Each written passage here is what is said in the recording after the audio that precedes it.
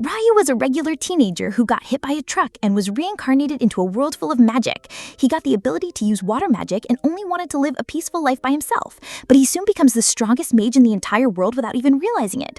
Ryu, a 15-year-old boy, suddenly finds himself in a strange white place, and as he wonders what is going on, a tall blonde guy arrives there, telling him that he is dead. Ryu suddenly remembers getting jumped by a truck gun and asks the blonde dude if he is God. He replies that he is more like an angel who is here to send him to another world. Ryu can't believe that he gets isekai, and the angel tells him he can live as he wants in his next life. Ryu is a chill guy and he just wants to live a slow and peaceful life. The angel has no problem with his choice, and he tells Ryu that the world he'll be sent to has magic and around 20% humans can cast spells. Ryu has talent for water magic, and the angel tells him that he'll be dropped at a safe house in the middle of a forest because he opted to live a slow life. There will be enough food to last him for 2 months, and there will be an invisible barrier that will prevent monsters from approaching him. Soon Ryu wakes up in the house in the middle of the forest, and he immediately heads outside to test out his newfound magic abilities. He then checks out his house that had some frozen wheat in a cold room and also an empty bath. There's a knife and 2 beginner-level books on the table that tell him about the monsters and the plants in the area. After that, he heads outside again and experiments with magic, discovering that he can create water just by imagining it, and there is no need to cant any spells. He wants to take a hot bath but can only create room-temperature water, so he decides to start a fire instead. He goes full caveman mode and tries creating fire by rubbing sticks together, but he doesn't have the required skill or strength for that. He gives up, but then he gets an idea to use the sunlight to create fire instead. For that, he decides to create a lens using ice, imagining individual water molecules bonding together as he is stolen from them, and ultimately succeeds in freezing the water. He then carves the ice into a sphere and uses it as a lens to start a fire. Thanks to that, he can enjoy a hot bath at night, and he realizes that he can create hot water directly if he just applies the principles of modern science to magic. The next day, as he has some dried meat for breakfast, Ryu thinks that he must increase his offensive power because he will need to hunt monsters when he runs out of stored food. He starts practicing to shoot a water ball at a tree, and even though he can hit his target in the first attempt, it doesn't do any damage. He is not discouraged by that and decides to shoot out a high-pressure water jet because that will have enough power. However, he can't put enough force in the water jet to reach the tree, and it just seems like he's peeing from his hand.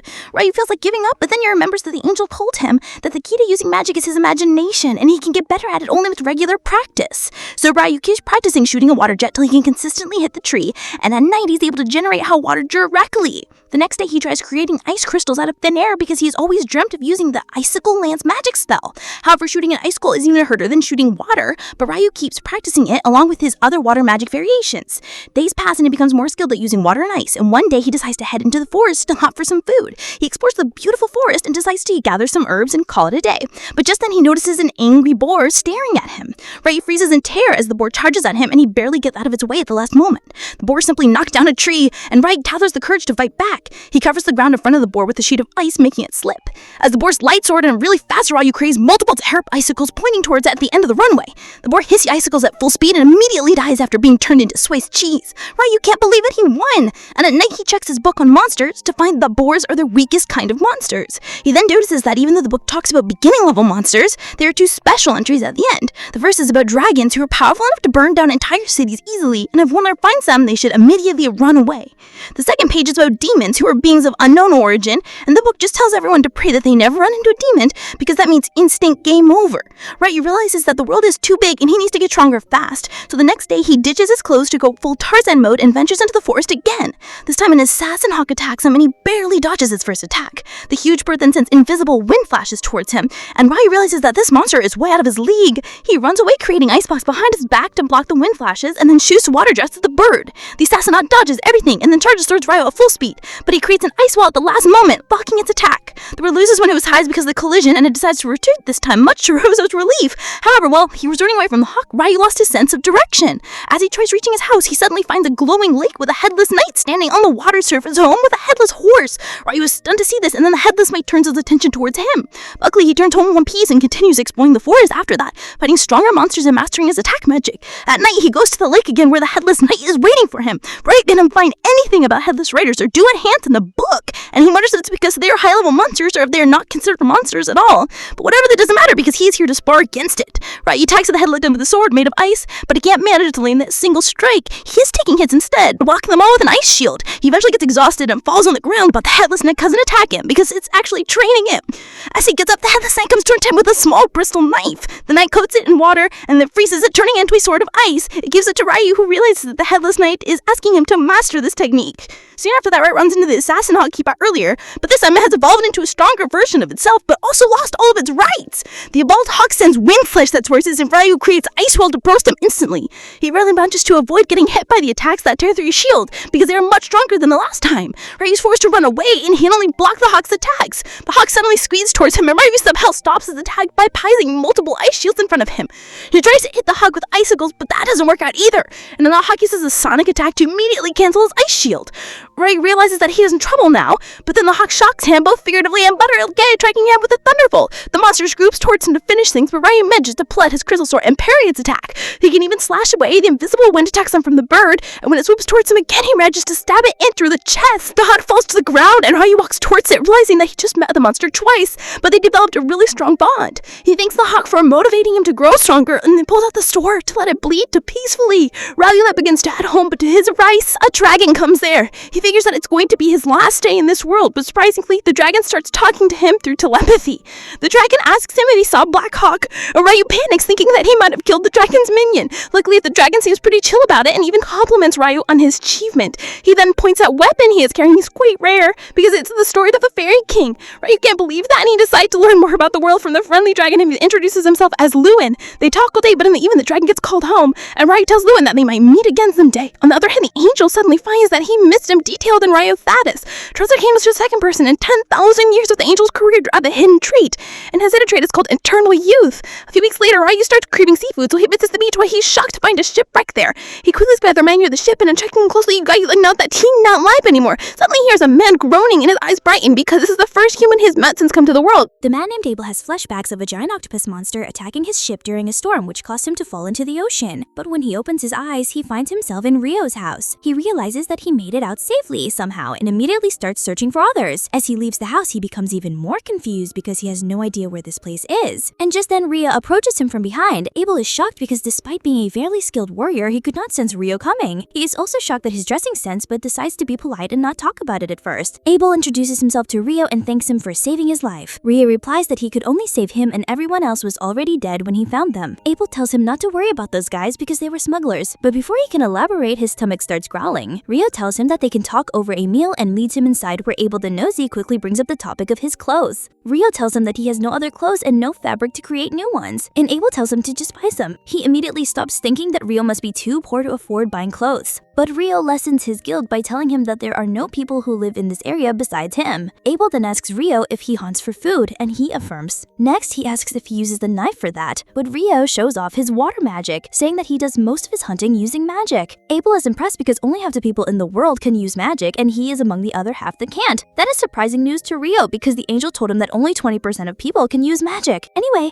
Abel asked him to take him to the shore because he needs to confirm something. On the way, he tells Ryo to let him take the front lines if they run into any sort of danger. Ryo replies that it is not necessary, but Abel insists because he doesn't want to be the one being saved all the time. Ryo lets him do a sea places, and they soon reach the broken ship where all the bodies have vanished. Abel thinks that either the monsters of the sea took them, and he thanks Ryo for rescuing him because otherwise he would have faced the same situation. Abel then says that he couldn't find what he was looking for, and for now he wants to meet up with his friends. But the storm sent a ship far south and he has no idea which direction he should follow. Now he suddenly gets an idea and asks Ryo if he would like to come with him. Ryo is shocked to hear this, and Abel says that he could use his help to find his way back and then he could find him a job that will allow him to live in better conditions. Ryo thinks about his offer for a while, and in the end he decides to become Abel's guide back to the city. That evening, he looks at his garden that he has cultivated with a lot of effort and he gets a bit sad thinking about leaving it all behind. At night, he tells Abel that he's going out to say goodbye to someone. And even though the knight is curious about the person, he decides not to pry into the matter. Meanwhile, Ryo heads to the light to see the headless knight and inform him that he will be leaving the forest for a long time. He thanks the knight for teaching him how to fight and then takes out his knife, saying that he will fight extra hard tonight. The headless knight also draws his swords, and then Ryo charges towards him, pushing him back with his relentless strikes. After a long and hard fight, Ryo gets exhausted and the knight returns to the lake. Ryo thanks him one more time and the knight remains silent. However, as soon as he reaches his position, he turns around and summons a magic suit from inside the water as a farewell gift. Ryo gets sentimental in receiving the suit, and he once again thanks the headless knight before returning home. The next morning, Ryo and Abel get ready to depart on their journey, and Ryo starts feeling nostalgic about leaving the place he has spent so much time in. Soon, they run into a wild boar in the forest, and Hinkle asks him to let him handle it. He dashes towards the boar with his sword drawn, and then uses a combat skill to turn the poor animal into a donut. Ryo is amazed and asks, "What are combat skills?"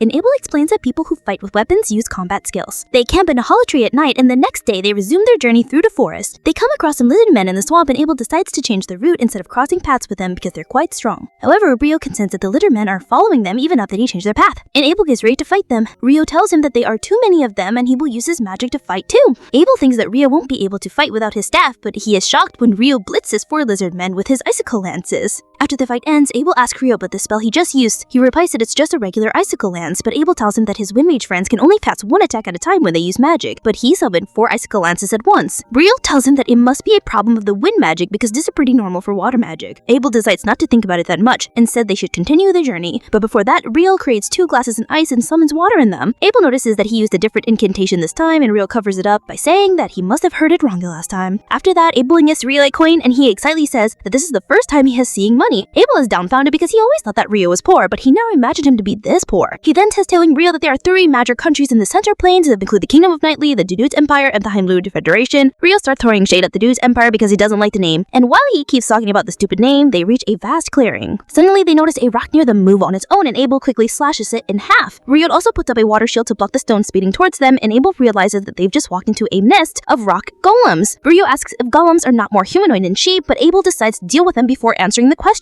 He dashes towards the nearest golem and blows a hole through its body, but the golem quickly patches the wound and starts attacking him. He retreats, saying that their attacks won't be effective on the golems, but then Rio gets an idea. He creates a huge ice cube in the air and drops it on top of the golems, squishing them. Abel is aghast because he's never seen a spell like that before, but Rio uses it a few more times to defeat the rest of the golems. After that, they find a special rock golem with a big magic stone, and Abel says that it will suffer a lot. Rio says that he would like to get the magic stone out of other golems, but they're buried under ice, and he is either too lazy or too dumb to just melt all of it. They continue their journey with that and soon come across a gigantic croc-hot hippo hybrid. Abel says that it is a behemoth, which is a very rare and powerful monster he has never seen before. Rio asks if they should hunt it, but Abel tells him that it is not even possible. Just then, some wyverns also come there, and Rio gets excited because now they will see a battle between monsters. Soon the wyverns begin shooting rocks at the behemoth with magic, but it just roars, canceling out their magic and causing them to fall to the ground. Rio tells Abel that the giant monster probably used magic cancellation skill. Later, as they are having dinner, Abel asks Rio more about the magic cancellation skill because he has only heard about certain traps and dungeons that can do that. Rio gets excited on hearing about dungeons, and Abel tells him that there is a dungeon in the city of Lawn where they are headed. Rio gets mad that he didn't tell him about this important thing earlier and asks him if he's hiding something else too. Abel asks him if he at least knows about dwarves and elves, but Rio asks him to give him the details. A few days later, they reach a mountain range, and Rio says that they will find some human settlement after crossing the mountains. Abel asks him how can he be so sure, and Rio wonders if he should tell him that he met a dragon who told him a lot about this world. He decided to keep it a secret in the end, saying that it is knowledge beyond human comprehension. Soon after that, they hear a strange sound, and both of them get ready to fight. However, when a powerful monster called Griffin approaches them from the sky, both Rio and Abel freak out. Abel starts having a panic attack, but Rio quickly sells the situation by throwing a chunk of meat up in the air. Abel eats his act, and the Griffin collects both pieces in his mouth before flying away. The boys heave a sigh of relief after it is gone, and they agree that they wouldn't have lasted long if they picked a fight with something so strong. As they continue their journey, Abel says that no human has encountered behemoths or griffins in the past 100 years, and the tall mountains must be stopping them from reaching human settlements. That reminds Rio that the wyverns who fought the behemoth came from the north, which means their nest is nearby. He turns out to be right as they soon find some wyverns feeding on a monster. Rio wants the hype, but Abel says it takes at least 20 experienced adventurers to face off against monsters as strong as wyverns. Rio tells him that they won't be able to avoid fighting in the future and asks if it will be better if the wyverns are pinned to the ground. Abel affirms, saying that he can be won in close combat, and Rio immediately steps out chanting a long fake spell just to summon 4 icicles to stab the wings of the wyverns. Abel eats his act, and the griffin collects both pieces in its mouth before flying away. The boys keep a sigh of relief after it is gone, and they agree that they wouldn't have lasted long if they picked a fight with something so strong. As they continue their journey, Abel says that no human has encountered behemoths or griffins in the past 100 years, and the tall mountains must be stopping them from reaching human settlements. That reminds Rio that the wyverns who fought the behemoth came from the north, which means their nest is nearby. He turns out to be right as they soon find some wyverns feeding on a monster. Rio wants to fight, but Abel says it takes at least 20 experienced adventurers to face off against monsters as strong as wyverns. Rio tells them that they won't be able to avoid fighting in the future, asks if it will be better if the wyverns are caned to the ground. Abel affirms, saying that he can meet one in close combat, and Rio immediately steps out, chanting a long fake spell, just to summon 4 icicles to stab the wings of the wyverns. Abel uses this chance to blow their brains out, but then 2 more wyverns arrive there. Rio burned them down using icicles, but without chanting the spell this time, and Abel gets suspicious. Anyway, they defeat the wyverns and collect their magic stones, and then continue their journey to the north. But that's where this video ends. Remember to like and subscribe to the channel. Thanks for watching, and I'll see you next time.